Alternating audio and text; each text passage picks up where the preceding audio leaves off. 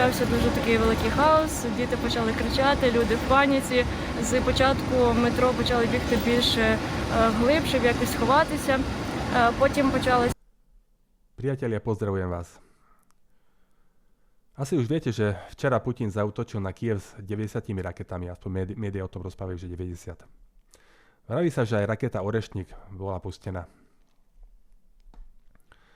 Tak to sa mi nezdá, lebo jedna taká raketa stojí okolo 70 až 100 miliónov dolárov, jedna raketa Orešník. A Putin z toho vie vyrobiť možno 1 alebo 3 kusy ročne.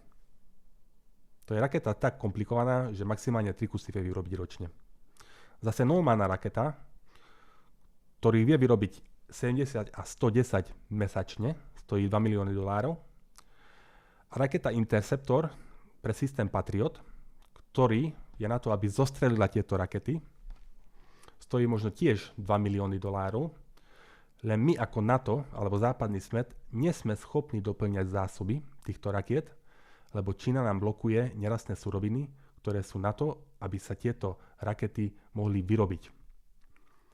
O tom sa už vyjadril Marco Rubio 22. mája, že áno, USA nie je schopná doplňať zásoby, lebo už niektoré veci už vystrelila v konflikte v Iráne.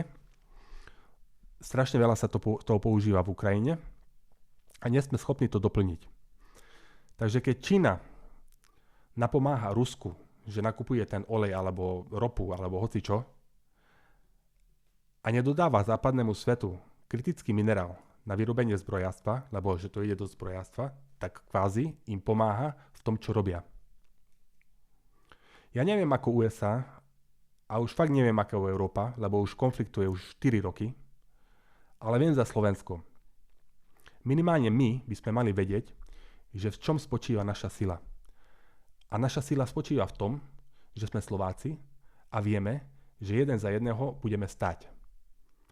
A minimálne toto isté by som očakával od NATO, alebo od Európskej únie, alebo od Američanov, že nech si už uvedomia, že všetci sme tu za to, aby sme stáli pri sebe. Takže už konečne nech povedia pravdu a nech nejde do médií, že 90 raket bolo vystrelených, jeden Orešník tam bol udrený, ale nech povedia normálne. Išlo tam toľko a toľko rakiet, nie sme schopní ich zostrediť, lebo nemáme zásoby a musíme s tým niečo robiť, keď už s tým nevieme urobiť nič za posledné 4 roky vojny.